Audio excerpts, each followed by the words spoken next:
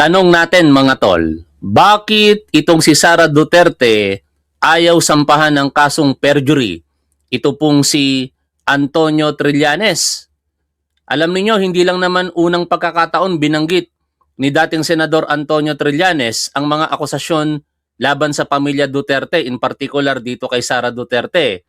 Diyan po sa naging hearing nitong April 22, 2026 sa Committee on Justice kaugnay ng impeachment complaint laban sa kanya. Una na pong nanumpa at magsasabi ng katotohanan at pawang katotohanan lamang si Trillanes sa noon ay hearing ng Quadcom and same accusations and allegations. Pero hanggang ngayon, hindi po nagsasampa ng perjury case itong si Sara Duterte kay Trillanes. Mas pinahalagahan niya pa yung sinasabi ni Ramil Madriaga. Kung tutuusin, mas damaging ito pong mga accusations ni Trillanes laban sa kanya kumpara doon sa mga akusasyon ni Ramil Madriaga na hati sa pagitan ng dalawang tao kay Rodrigo Duterte at saka dito kay Sara Duterte. Pero both, kung talagang sa tingin niya nagsasabi ng kasinungalingan, ang dalawa, bakit selective siya kay Ramil Madriaga? Ang ibig sabihin lamang ba, mas damaging ang testimonya ni Ramil Madriaga kumpara dito kay Antonio Trillanes? Pero sa aking pananaw, mas higit na seryoso ang accusations ni dating Senador Trillanes dahil yung kay Madriaga, confidential funds po yung pinag-uusapan doon. Kung tutuusin, kung wala talaga siyang kasalanan, hindi naman siya direktang nag-participate kung hindi sinasabi lamang ni Ramil Madriaga. Dito, kay Antonio Trillanes, direkta siyang sinasabihang tumatanggap ng dividendo mula po sa illegal na droga. Bago tayo magpatuloy sa ating mga re-reaksyon balita at videos sa oras po na ito, ngayon po ay April 26, 2026. Maraming salamat po. Magandang araw sa inyong lahat sa patuloy po ninyong pagsuporta sa ating gobyerno, sa ating Pangulong Bongbong Marcos at dito po sa ating programa. Muli, kung kayo po ay hindi Duterte supporters, sana wag niyo pong kalimutang i-like at kung pwede, i-share niyo na rin po itong ating live streaming. Ngayon, puntahan po natin ito pong mga re-reaksyonan po natin. 4 na kategorya po ito pero lahat may kaugnayan sa impeachment laban kay Sara Duterte. Una, ito pong post ng Tindig Pilipino at yung program ng 4 Alas kung saan ito pong si Alan German ay nagkomento tungkol po sa bank transactions ni Sara Duterte base sa AMLC reports at nandito rin po yung pagkakataon na mailabas ang ITR sa impeachment proceedings at yung ika-4 ay yung may tagong yaman ba itong si Sara Duterte? Posible bang ma-impeach muli siya ng Kongreso? 4 po yan na atin pong re-reaksyonan. Unahin po natin ito pong post ng Tindig Pilipino. Sabi po dito, Sara Duterte versus Sonny Trillanes. Kung totoo ang depensa, bakit walang demanda? Yan ang malaking katanungan sa ating mga tol. Ano ang pumipigil kay Sara Duterte na kasuhan si Antonio Trillanes? Ito speculation ko lamang. Kasi ang kasong perjury, pagsisinungaling, under oath. Kaya ang best defense dyan, syempre, ikaw ay nagsasabi ng katotohanan. Baka totoo yung sinasabi ni Trillanes, kaya ayong sapahan ng kaso ni Sara Duterte itong si Trillanes ng perjury.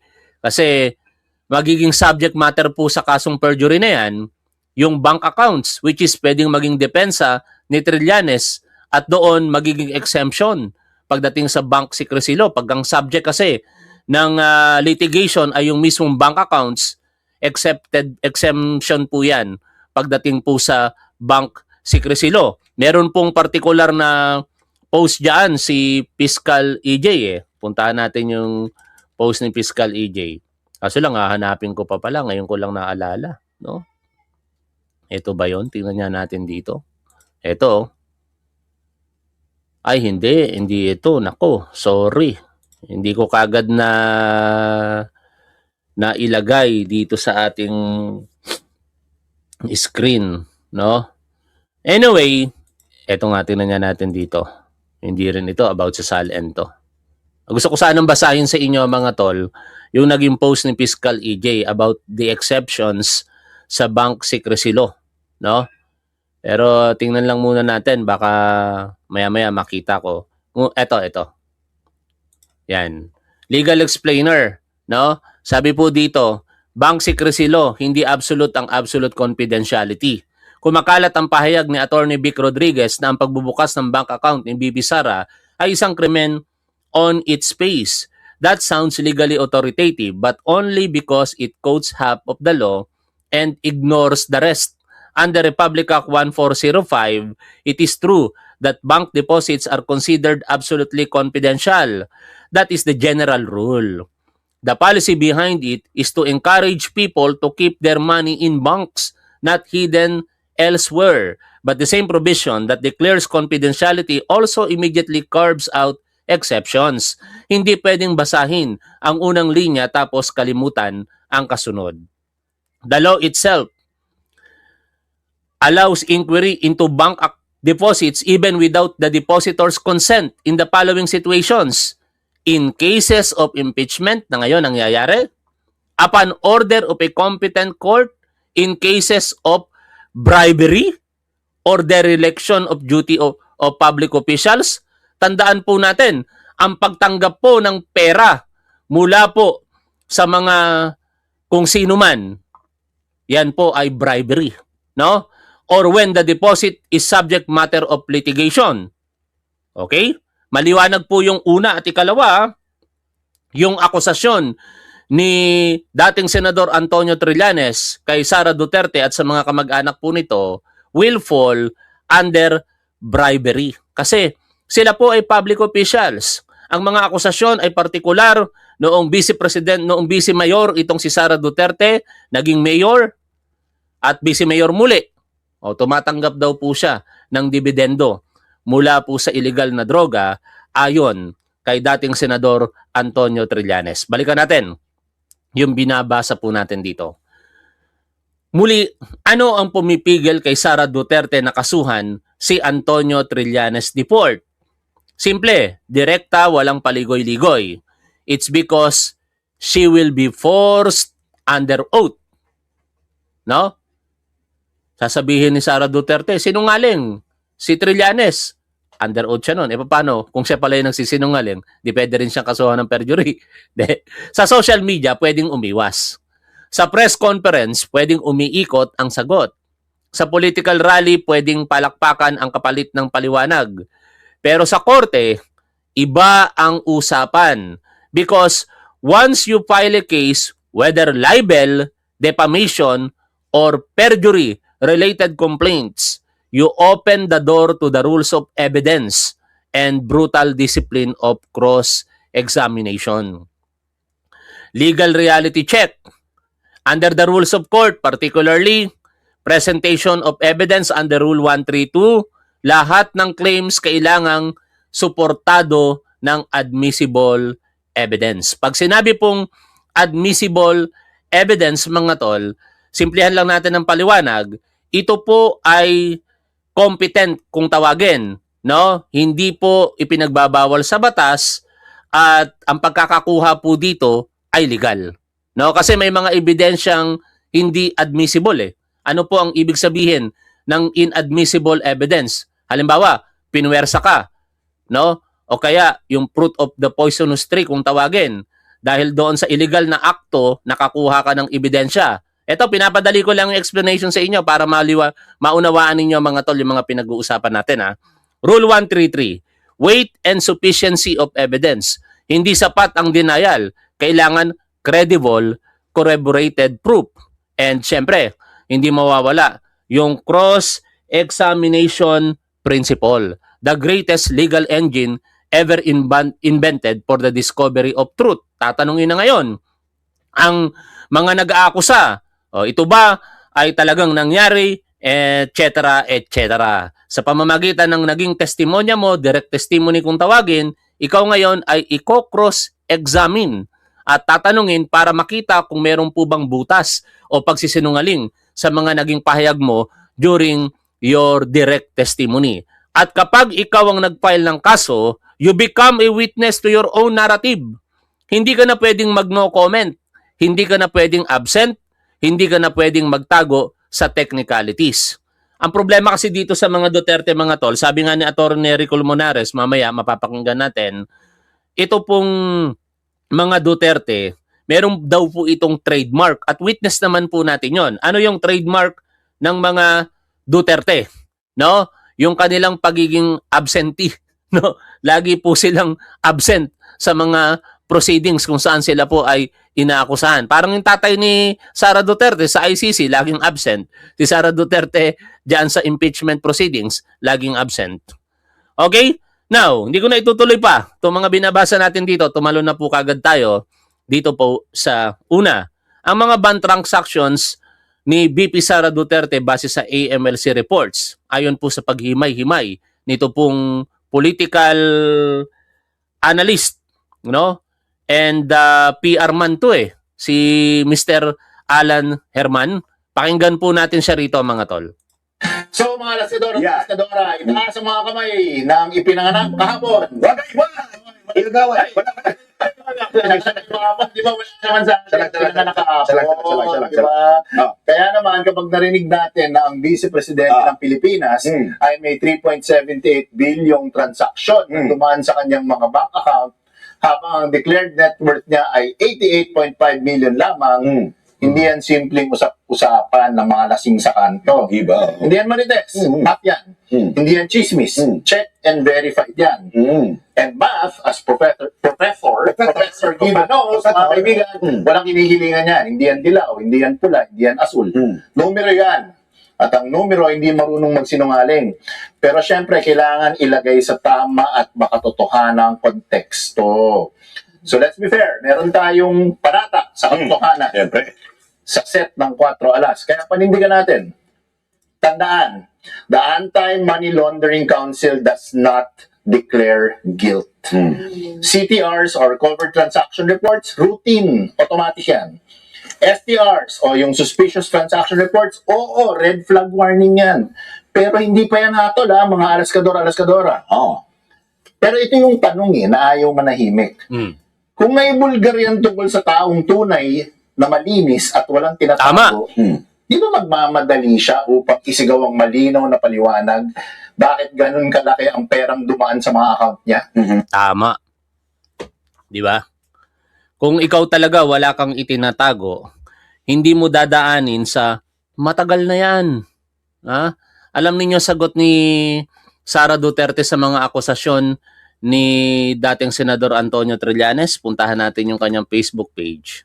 Dito niya na pinost yun Hindi niya po sinabi categorically na walang ganyan sa mga bangko ko. No? Ano naging sagot ni Sara Duterte kaugnay ng alegasyon ni dating Senador Antonio Trillanes? Ito. Sa tingin nyo ba, ang isang taong walang kasalanan, ganito lang i-dismiss ang seryosong akusasyon mula kay Trillanes at ililihis ang issue? Basahin ko for your information.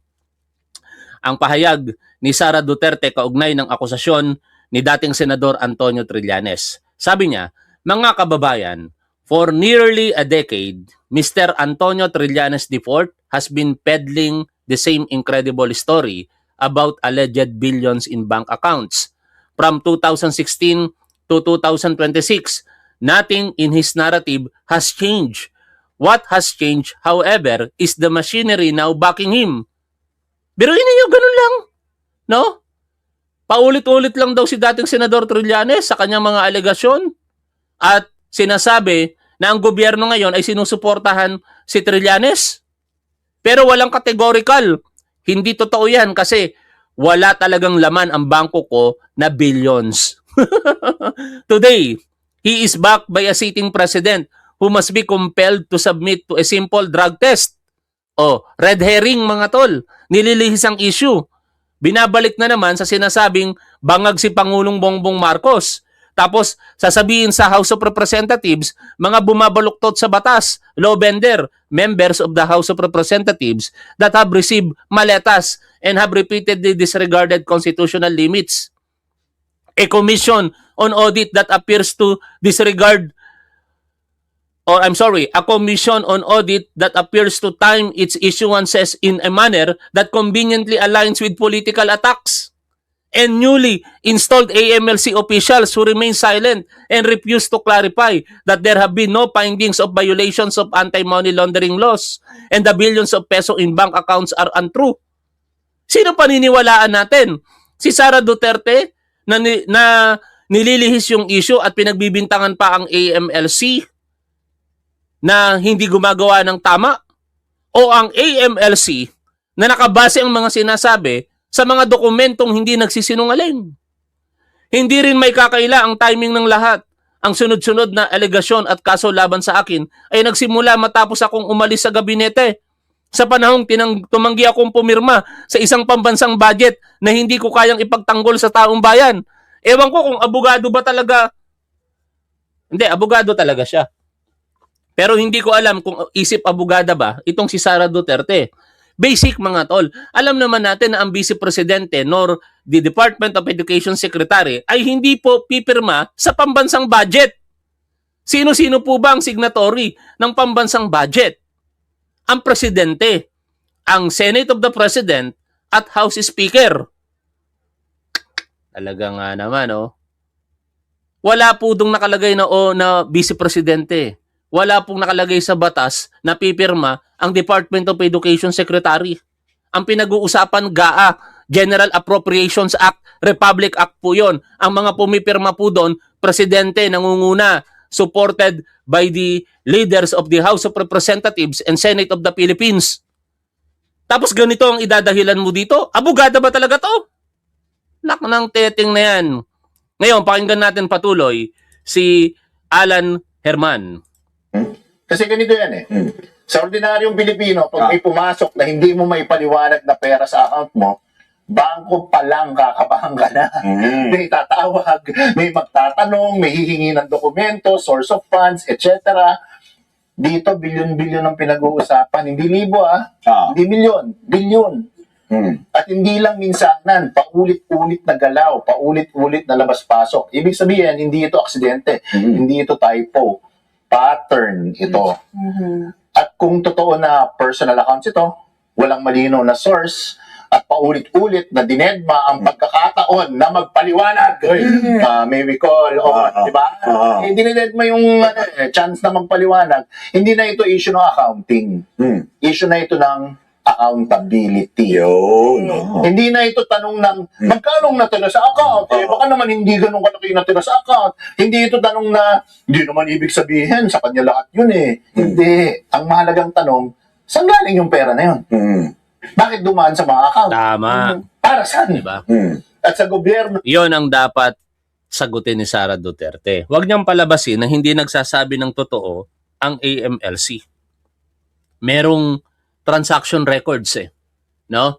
Kung babalikan natin yung transaction records na yan na dinisclose ng AMLC for being covered transactions and suspicious transactions, ito po yung mga nakalagay particularly ang numbers of covered transactions for Sara Duterte ay 313, while para sa kanyang husband na si Manasseh Carpio ay 317.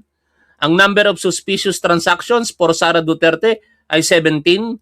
Samantala kay Manasseh Carpio ay 16. Ang total amount involved ay 3,772,760,972.48 pesos. Samantala kay Manasseh Carpio, ang total amount involved ay 2,998,466,740.47. Total sa kanilang dalawa of 6,771,227,712.95. At in specific talaga rito ng AMLC, yung tinatawag na pagpasok at paglabas ng pera or inflow or outflow. Para kay Sara Duterte, may pumasok na 1,832,539,360.45. Para naman kay Manasseh Carpio, may pumasok na 2,592,904,434.24 pesos. Ang total amount of outflow, winidraw, no, ay nasa 1,211,365,529.75. Samantala kay Manasseh Carpio, tipid lang, no? 343,315,781.07 pesos ang winidraw. Ibig sabihin, meron pong difference na approximately 2.9 billion pesos combined sa kanilang mag-asawa ang nasa loob pa ng mga transactions na yan. At tingin natin, yan ay makikita natin kapag ka inopen na ang bank accounts ng mag-asawang Sara at Manasseh Carpio. No? Sa ngayon, transactions pa lang kasi itong pinag-uusapan. Pero tandaan po natin, walang ibang pinaghugutan ang transactions na ito maliban doon sa mga bank accounts ni Sara Duterte. And take note, covered transactions lang ito at suspicious transactions. How about those hindi na-plug ng AMLC? Yung mga sa tingin nila legal na transactions. No? Or sabihin natin not legal kasi legal, pwedeng legal ang covered transactions eh. Yung mga hindi na-plug, for example, 150,000, 200,000, 350,000. Pagka inad mo yon, mas lalaki pa. No? O ngayon, balikan natin ang sinasabi po dito ni Alan Herman. No, ang mga tanong na yan, hindi pwedeng walang sagot. Sa politika naman, mga alaskadora at alaskadora, may isang batas na mas mabigat pa sa legal system. Ano yun? The law of public trust. Oh. Kapag nabasag yan, kahit wala pang kaso, kahit wala pang desisyon, kahit sabihin mong under review pa, tapos na ang laban sa isang tao. Kaya ang laban ngayon, hindi lang sa hearing room, hindi lang sa papel, hindi lang sa mga abogado at resource persons, nasa narrative yan. At sa narrative, simple lang ang ending yan. Either lumabas ang malinaw, malinis, documented explanation, yung tipong walang butas, walang duda, o mananatili ang tanong. At ang tanong, pag pinabayaan, nagiging conclusion. Di ba? Yung mga katanungan ng mga hindi DDS, nagiging konklusyon yan laban sa'yo, Sara Duterte. Alam mo, yung mga sinasabi mo na press release, mga Duterte supporter na lamang ang maniniwala sa'yo. Pero kung gusto mong paniwalain kami na wala ka talagang kasalanan, yung pagharap mo sa mga proseso na yan, na legal, ang dapat mong inaatupag, hindi yung kaliwat kanan mong pagpapa-press release. At alam naman natin na sa Pilipinas, pag ang tanong naging conclusion, wala na yang apela. Tinanong mo ako, nagtanong ka kanina, Prof, tungkol sa AMLAC. AMLAC. Diba? Anong ibig sabihin ng AMLAC? Anti-Money Laundering. Anyway, talo na tayo ng video. May kaugnayan pa rin ito sa impeachment laban kay Sara Duterte. Bago natin puntahan yung ITR, unahin muna natin pala ito. No? May tagong yaman ba talaga si Sara Duterte? Who knows? Hindi natin alam. No? Pero ang mga akusasyon sa kanya, yan ang pinupunto. May tago siyang yaman. At pwede bang posibleng ma-impeach muli si Sara Duterte? Sa nakikita natin, mukhang inevitable na. Hindi na mapipigilan yan. Na talagang ang mga miyembro ng House of Representatives makakakuha ng 106 or 105 votes para pumirma sa articles of impeachment. Kaya in relation sa impeachment ni Sara Duterte, pakinggan po natin ang interview nito pong si Attorney Danny Galang kay Attorney Nelly Colmenares. Ito, sa isa pang usaping legal natin, nagpapatuloy ang pagdinig ng House Committee on Justice kaugnay ng impeachment complaints laban kay Vice President Sara Duterte, kung saan ilang ahensya ng gobyerno ang naglabas ng ilang dokumento para bigyang linaw ang ilan sa mga paratang laban sa Vice Presidente. Para pag-usapan ng usapin yan, makakausap natin ang human rights lawyer at chairman ng Bayan Muna, si Attorney Nery Colmenares. Good morning, Attorney Colmenares. Welcome sa Usaping Legal. Attorney Danny Galang po, kayo ay napapakinggan sa Radyo Pilipinas at napapanood din ho sa PTV. Hi, good morning, Attorney Tani, at magandang umaga din po sa lahat ng viewers at listeners ninyo. Good morning, sir. Ito, no, last week ho, may naghain na naman ho ng petisyon para ho ipatigil for TRO, no, ipatigil na naman ho itong pagdinig ho ng House Committee on Justice. Sa inyong opinion ho, ito ho bang ginagawa ng House Committee on Justice, unconstitutional ho ba ito? Labag ho ba ito sa kanilang mandato? Wala akong nakita ang unconstitutionality dito. In fact, nakalagay ka yan sa konstitusyon, di ba? Ang House of Representatives ang may poder na na mag-initiate ng impeachment proceedings. At ang Senado naman ang may sole power to convict, of course. Nakikita nyo kung sino talaga ang law bender? No? Hindi yung House of Representatives, kung hindi itong si Sara Duterte at yung mga abogado niya. Kasi pinalalabas nila na unconstitutional ang prosesong pinagdadaanan ngayon ng impeachment laban kay Sara Duterte. Alam naman natin na yan na hindi po yan paglabag sa konstitusyon. In fact, yan ay nakatalaga mismo sa ating saligang batas at yan ay merong desisyon na inilabas ang Korte Suprema, pabor pa nga kay Sara Duterte last year, di ba? Na dapat ibigay ang due process para kay Sara, dinggin ang kanyang panig, na siyang namang ginagawa ngayon ng Committee on Justice. Dinidinig ang panig, hopefully, ni Sara Duterte, pero ayaw niya magpakita. Yon ang problema. Paano madidinig ang kanyang panig kung ayaw niya magpakita? Kaya mababanggit dito ni Attorney Nery Colmenares na napaka sablay talaga ng ginagawa po ng depensa ni Sara Duterte para sabihin nilalabag ang due process kung yung mismong due process ibinibigay sa kanya ngunit binabaliwala nila. After trial. So wala akong nakita doon. Kung ang tingin nila, ang due process rights nila ay nalalabag, may major problem na agad sila doon. Kasi, hindi sila nag-a-appear to contest that officially and on the record. Di ba? Ganun yun eh. Kailangan para masabi mong nilalabag ang due process laban sa'yo, nandoon ka, participating ka. No? Nagpa-participate ka sa isang bagay na supposedly pabor para sa'yo kasi due process ang pinag-uusapan. Pero, hindi ganun yung nangyayari. Kine-claim nila na paglabag daw sa due process, yet, yung essence ng due process, the opportunity to be heard and the right to notice, ay binabaliwalang nila o ipinagbigay alam sa panig ni Sara Duterte na merong reklamo sa kanya. Hinahangad ng committee ang mga masasabi niya, gustong digin ang panig ni Sara Duterte, pero both ways binaliwala niya. Tapos i-claim nila na paglabag yon sa due process. Tapos doon na lang sila sumasagot sa media, sa Korte Suprema, kasi siguro tingin nila nanalo na kami doon noong previous na sampa namin.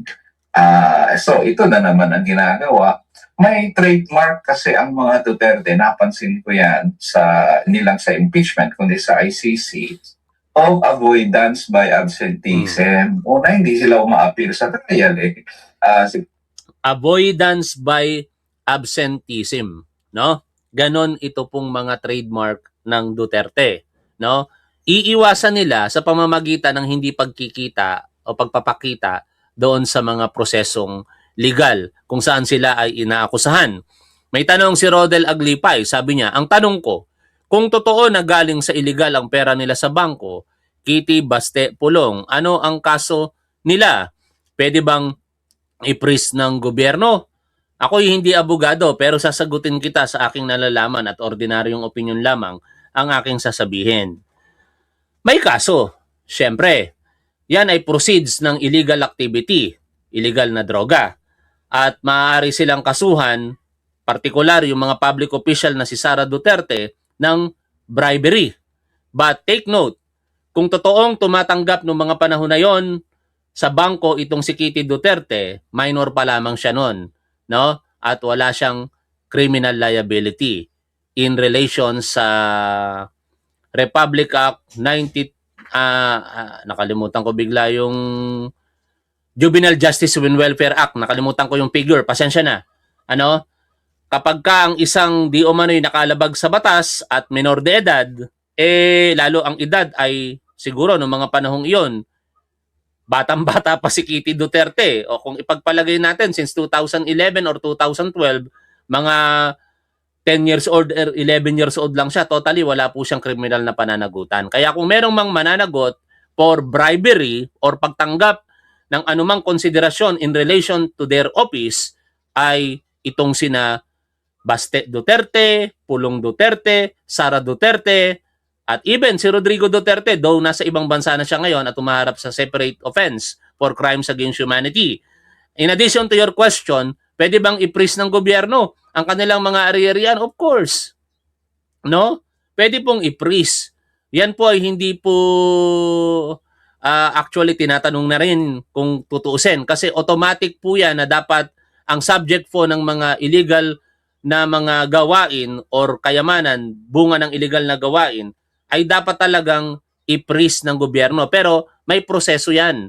Dadaan po yan sa korte, in particular ang Court of Appeals na nag-i-issue ng freeze order. O sana nasagot ko sa aking maikling pangunawa lamang ang iyong katanungan. Next time, tanungin niyo po yan sa isang abogado. Pero balik po tayo dito dahil yung sinabi ko, malamang sa malamang tama naman po yon. Balik po tayo dito. President Duterte, ang tapang-tapang dati, tapos ngayon ayaw magpakita sa hearing, at yung pangalawang pangalawang trademark nila ay yung delay. Ganon din sa ganon din sa ICC, motion upon motion para hindi matuloy yung paglilitis.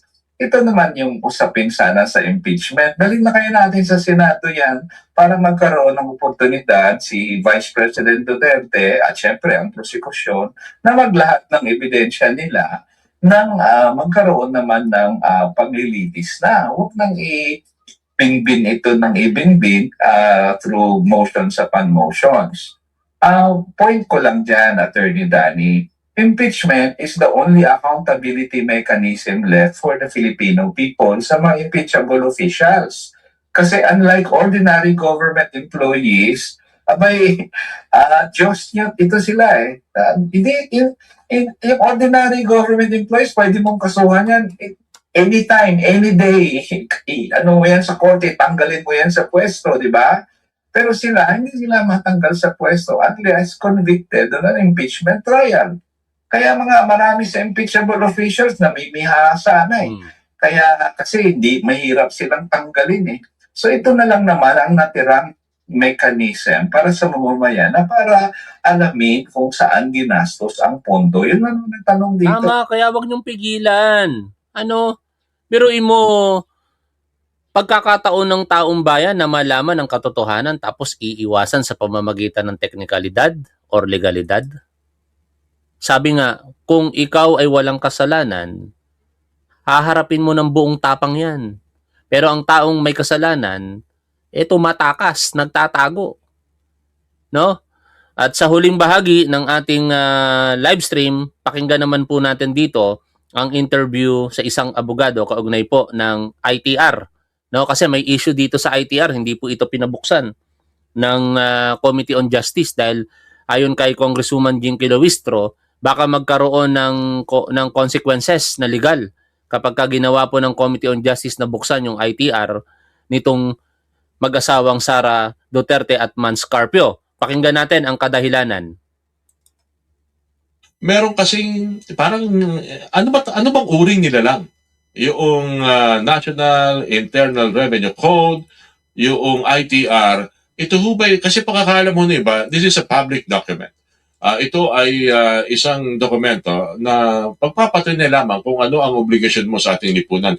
Pero meron din naman mga nakapaloob sa National Internal Revenue Code. I think it's Section 270 yata binabanggit na hindi ito may tuturing, hindi ito dapat sa publiko unless ito ay gagamitin in aid of legislation. Dapat ang pagbubunyag ay through executive session. Paano ba ang interpretation nitong provision na ito sa ating NIRC, National Internal Revenue Code, lalo na sa usapin ng meron pong ginagawang paglilitis ukol sa korupsyon. Dinroy. Doon muna po tayo sa sa paggawa ng mga batas tungkol sa mga exception o mga kagaya nito, no? Halimbawa, mahigpit na ipinagbabawal yung pag-disclose ng ITR. In other words, hindi dapat yan available kahit kanino. Tama po. May ilan lamang sitwasyon at kondisyon kung paano yan ibubunyag or ilalabas. Ngayon, pag ganun ho ang tenor ng provision, very strict po ang interpretation dyan. So pag sinabing ito ay exception sa itong sitwasyon lang, sa itong paraan lamang, maaring maging exception na halimbawa maaring ilabas ang ITR, kailangan yun lang po susundin natin. So pag sinasabi niya, very specific. Di ba? Malinaw na malinaw ang batas at sinasabi, in aid of legislation and only in executive session. So, pag executive session, ibig sabihin nun, closed session, hindi open to the public po yun. Ngayon, is there a reason for or an opportunity na mailabas to sa impeachment proceedings? O meron naman, kasi wala naman pinagbabawal na yung mismong taxpayer ang maglabas ng Eto yung paliwanag dito ni Attorney Jose Roy ay dapat payagan ang pag-disclose ng ITR during impeachment proceedings. Pero alam niyo mga tol, kung ako tatanungin ninyo, dalawang school of thoughts May mga naniniwalang hindi dapat, may naniniwalang dapat. Doon na tayo sa safe. Total, sigurado naman na aakyat ito sa Senado Para sa akin, tama si Congresswoman Jinky Luistro na i-defer muna yung pagbubukas ng ITR considering na mas appropriate daw yan para po sa Senado gawin. Bakit? Baka magkaroon pa ng room para sa kampo ni Sara Duterte na questionin ito sa Korte Suprema at gamitin yon. Kaya kahit pinapaliwanag sa atin dito ni Attorney Jose Roy III na posibleng pwede, ako mas mamamarapatin ko na sa Senado na lamang. Wala nang lusot pag sa Senado Kasi pag Senado na ang gumawa nun, nagtatrial na. Kung dito pa lamang sa House of Representatives gawin ng Committee on Justice, wala pang trial, paano kung i-entertain nyo ng korte? Paano kung sabihin ng korte, mali na yung ginagawa ninyo? Dahil dyan, iti-TRO ko kayo. Hindi nakaakyat sa Senado yung impeachment trial ni Sara Duterte. Kumbaga, ayokong sumugal sa sitwasyon na ito na alam naman natin na pwede rin namang mangyari ang pagbubukas even ng bank records sa Senate trial. Anyway, pakinggan pa rin naman natin kung ano ang punto ni Atty. Jose Roy dito. Ng ITR niya. Okay? At yung prohibition po dyan is a prohibition dun sa mga empleyado ng BIR. So kung yan in the possession of a different person, maaaring hindi mag-apply yung provision sa kanila. Parang Yun ho kaya ngayon yung ang nangyari do sa Kongreso, nag-iingat po yung mga Yan ang punto. Nag-iingat sila. Baka maipit yung mga nagdala sa BIR okay. dahil sa kanila ang penalty. Mamaya, meron akong gustong malaman dyan sa punto na nag-iingat ang mga kongresista. Gusto ko na kasing balikan kasi pati sa inyong paliwanag, malinaw na ang provision ay walang conflict doon sa sinasabing spirit of the law at kung ano yung sinasabi. Bigyan natin ng argumento si Chopaeng. Sabi niya, wala namang problema dyan. Kaya lang, parang lumabas ng unfair sa AMLC na mas mahirap kumuha ng dokumento sa AMLC kumpara sa BIR. Hindi yun kasi ganun tol Ang AMLC ay merong katungkulan na kapag ka merong covered transactions at suspicious transaction, i-report ito sa ating otoridad. In particular, sa ginagawang proceedings ng Committee on Justice. Walang question doon sa legalidad. Ang problema sa BIR, merong dalawang opsyon. Tama ba ang gagawin ng Committee on Justice? O mas tama na tingnan ito ng impeachment court? Yun ang punto natin dyan. Kumbaga, wag tayong magpapadala doon po sa sitwasyon na yung AMLC pinayagan, yung BIR hindi pinayagan. Magkaiba kasi yung sitwasyon. Pero argumento mo yan, kaya karapatan mo yan na panindigan at sa akin naman, mas pabor ako sa sinasabi ni Congresswoman Jinky Luistro na sila'y nag-iingat kaya hindi nila minarapat na pagbuksan ang ITR na mag-asawang Sara at Mans Carpio. After all, darating din naman tayo doon. Huwag tayo magmadali. Lahat ng mga bagay na minamadali, kadalasan hindi maganda ang epekto. Sabing nakasaad sa batas na yan, batay sa naging naging discourse ni ng isang miyembro ng House Committee on Justice na nakaraan na sinasabing merong para nagtatalo kung ano ba talaga nakasaad sa batas at kung ano yung pinaka-espiritu ng batas na yan kung bakit may ganyang provision. Wala palang conflict, malinaw, basta ang pinag-usapan ay investigasyon, ito, Ugnay sa- katiwalian. Yan. Yeah. Well, iba pa Anyways, mga tol, napakinggan naman na ninyo lahat ng mga gusto kong sabihin punto. Ano? Medyo magre-relax lang muna ako ngayon at kung sisipagin muli, mag-live tayo mamaya pero maiksi lang muna ang ating live streaming sa oras na ito. Muli, maraming salamat po sa patuloy po ninyong pagsuporta sa ating gobyerno, sa ating Pangulong Bongbong Marcos at dito po sa ating programa. Shoutout po sa inyong lahat. Lagi po nating tandaan kung ano po ang tama at dapat doon po tayo. Keep safe. See you always. Bye for now, mga tol.